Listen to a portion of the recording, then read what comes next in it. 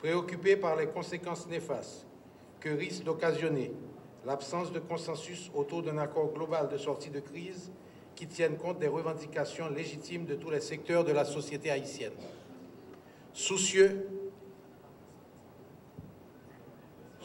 de récupérer dans les meilleurs délais la plénitude de la souveraineté nationale en mettant tout en œuvre pour qu'une solution haïtienne soit trouvée à la crise politique, désireux de privilégier le dialogue et les négociations comme mécanisme de règlement des conflits et de recherche de solutions, déterminés à trouver ensemble des mesures appropriées pour créer les conditions propices à l'organisation d'élections libres, honnêtes, inclusives, crédibles et souveraines, considérant qu'il est impératif de mettre en place un train de mesures additionnelles pour répondre aux revendications de la population, considérant l'acceptation par le président de la République des recommandations du rapport produit par la commission consultative, ont convenu de ce qui suit. Point 1. Prennent acte du fait que des pas importants vers la résolution de la crise ont été accomplis avec la démission du Premier ministre et de son gouvernement, la démission du président de la Cour de cassation et celle des 9 membres du Conseil électoral provisoire et la libération de plusieurs prisonniers dits politiques. 2. Décide de tout mettre en œuvre pour rétablir la confiance dans les institutions et parvenir à réaliser des élections législatives pour les 2/3 du Sénat et les députés, pour les collectivités territoriales et l'élection présidentielle avant la fin de l'année 2015. Sur la question électorale en général et le Conseil électoral provisoire en particulier. Point 3. Le Conseil électoral provisoire, CEP, sera constitué selon l'esprit de l'article 289 de la Constitution en vue de rétablir la confiance dans le processus électoral et garantir l'indépendance et l'impartialité de l'institution. Pour y parvenir, les membres du CEP seront proposés par divers secteurs de la société civile haïtienne qui n'ont aucune affiliation partisane et ne participent pas directement aux compétitions électorales. Les pouvoirs publics, l'administration publique et les partis politiques ne seront pas représentés dans ce CEP. Les entités suivantes ont été retenues pour proposer des noms au CEP. 1 par la Conférence épiscopale d'Haïti. 1 par les cultes réformés, coordonnés par la Fédération protestante d'Haïti et l'Église épiscopale d'Haïti. 1 par le secteur paysan/vaudou, coordonné par Corépla, Cause et Peuple, Tête Collée Paysans Haïtiens et la Confédération des Vaudouisants d'Haïti. 1 par le secteur patronal, coordonné par le Forum économique du secteur privé. 1 par le secteur syndical, coordonné par le CNEH et la CGT. 1 par le secteur presse, coordonné par l'ANMH. 1 par le secteur d'université, coordonné par la Conférence des recteurs et présidents d'universités d'Haïti. 1 par le secteur femmes, coordonné par Famiola et SOFA. Et 1 par le secteur des droits humains, coordonné par le POHDH. Point 6. Chacun des secteurs subventionnés présentera 2 personnalités indépendantes sans affiliation partisane, dont l'une est le choix principal et l'autre le choix alternatif. Point 7. Les 3 secteurs suivants, secteur université, secteur femmes et secteur syndical, devront obligatoirement désigner pour leurs 2 choix des personnalités de sexe féminin. Point 8. Le président de la République nommera par arrêté le nouveau CEP qui aura pour mandat d'organiser les élections prévues au point 2 du présent accord. Point 9. Le nouveau CEP évaluera les travaux déjà entrepris par le CEP démissionnaire, s'assurera de la poursuite de la mise en place des structures opérationnelles dans la transparence et apportera tout correctif nécessaire pour aboutir à un appareil électoral impartial. Point 10. Le nouveau gouvernement de consensus, mentionné ci-dessous, devra intégrer dans le budget général de la République une ligne budgétaire pour le financement public des partis politiques, telle que prévue dans la loi sur les partis politiques. Des provisions seront également constituées pour le financement de l'organisation des élections et de la campagne électorale. Point 11. Le nouveau gouvernement devra créer un environnement propice à la réalisation des élections dans un climat sécuritaire. Point 12. Tous les partis politiques et tous les candidats indépendants devront s'engager à respecter le code d'éthique élaboré par le CEP. Point 13. Les moyens de l'État et de l'administration publique ne pourront pas être utilisés à des fins partisanes, particulièrement pendant la campagne électorale. Point 14. Les médias d'État offriront des temps d'antenne à tous les candidats en fonction de l'importance de la couverture nationale de leur parti. Point 15. Une commission bipartite, présidence et partis politiques, travaille à la recherche d'un consensus autour des modifications de la loi électorale à proposer au Parlement. Point 16.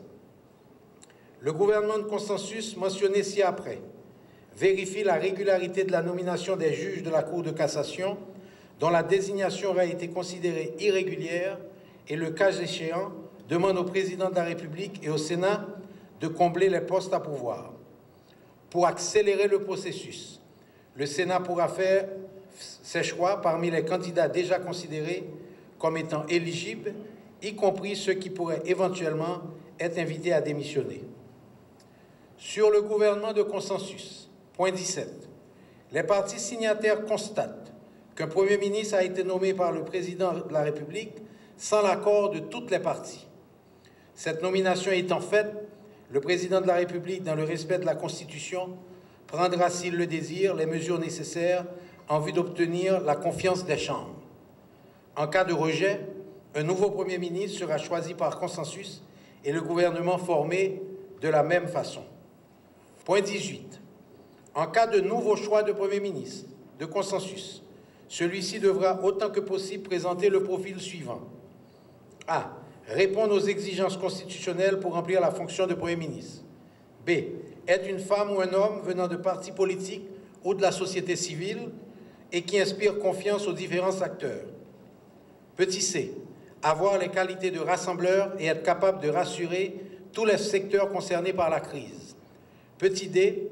Bien connaître le paysage politique et avoir la capacité de discuter avec l'ensemble des principaux acteurs en tenant compte des revendications de tous les secteurs de la vie nationale.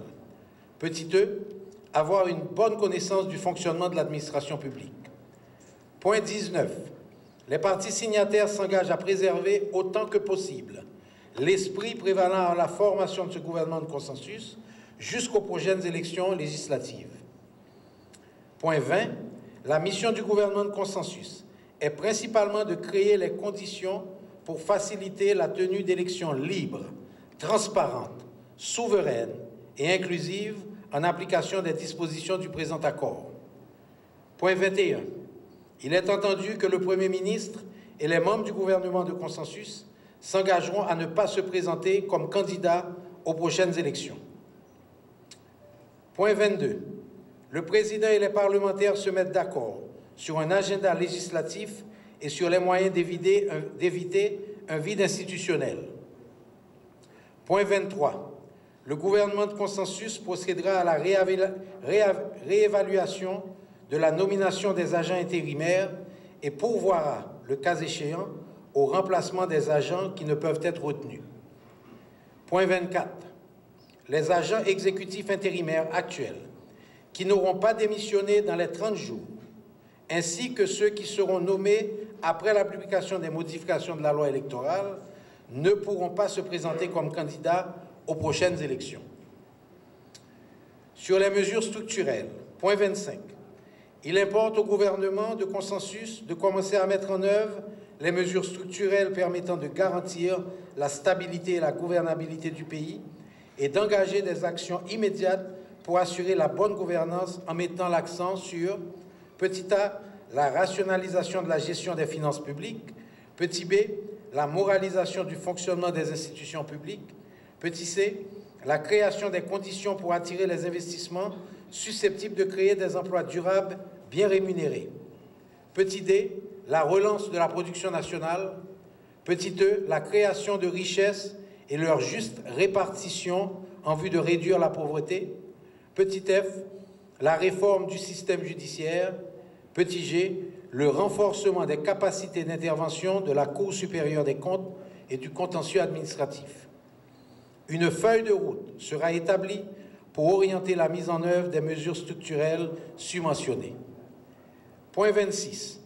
Pour ce qui est de la Constitution de 1987, il est souhaitable d'engager les concertations à l'échelle nationale en vue de construire le consensus nécessaire pour assurer l'adoption des amendements jugés indispensables.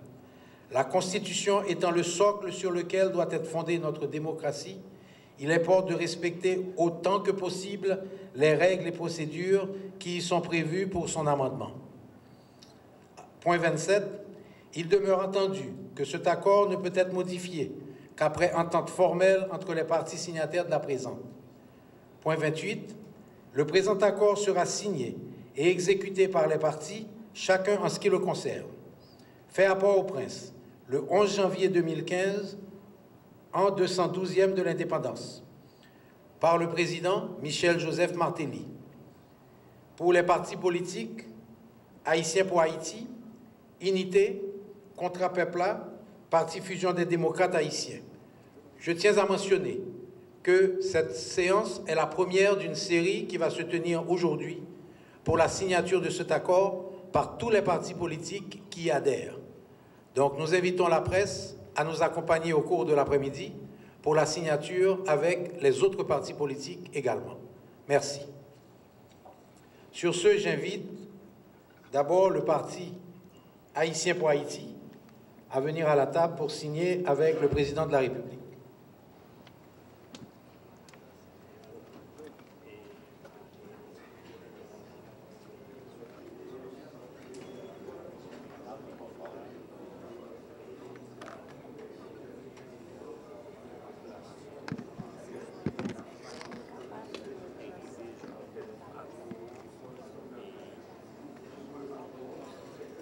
Et pour le Parti haïtien pour Haïti, signeront M. Jonas Kofi et M. Wilbert